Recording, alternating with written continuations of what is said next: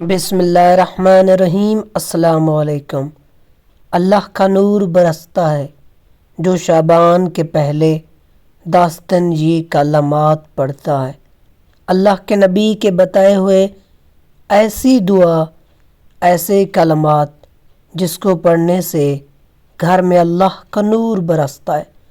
شعبان المعظم وہ مہینہ ہے جس میں نبی پاک صلی اللہ علیہ وسلم نے اپنی امت کے لیے برکت کی دعا مانگی، رزق میں کشیدگی کے لیے دعا مانگی، اور اللہ پاک نے نبی پاک صلی اللہ علیہ وسلم کی اس دعا کو قبول فرمایا، کیونکہ یہ مہینہ نبی پاک صلی اللہ علیہ وسلم کا مہینہ ہے۔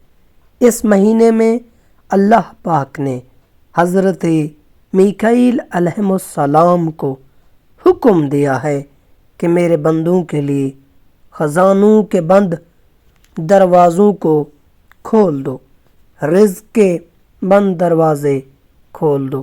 یہ اللہ کے پیارے حبیب کا مہینہ ہے، اور جو اللہ کے محبوب صلی اللہ علیہ وسلم مہینے میں اللہ سے کچھ بھی مانگتا ہے تو اللہ سبحانہ تعالی ضرور دیتا ہے۔ تو اس دعا کو پڑھنے سے دنیا کی ہر چیز ملتی ہے، ہر خوشی ملتی ہے، گھر میں اللہ کی رحمت آتی ہے، برکتیں آتی ہیں، خوشحالی آتی ہے۔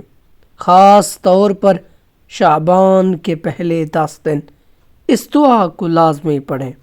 جو اس کو پڑھے گا اس کی دعا قبول ہوگی، اس کی حاجات پوری ہوں گی، اس کی پریشانیاں دور ہوں گی، اس کی بیماریاں دور ہوں گی، کیونکہ یہ وہ دعا ہے جو دعاؤں کو فرشتوں سے پہلے اللہ کی دربار میں پہنچا دیتی ہے۔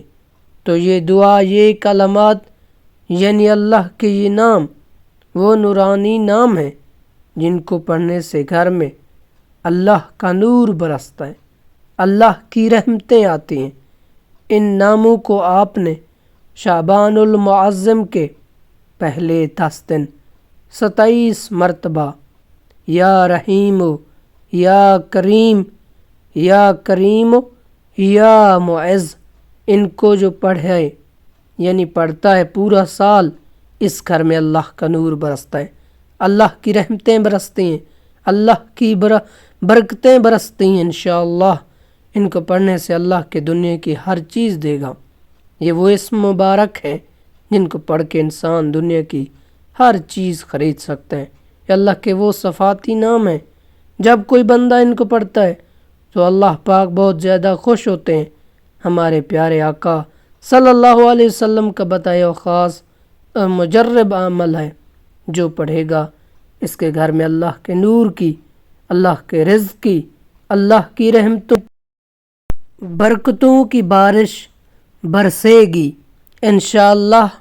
تو آپ شعبان کے پہلے 10 دن اس عمل کو لازمی کریں، اس عمل کو روزانہ کریں۔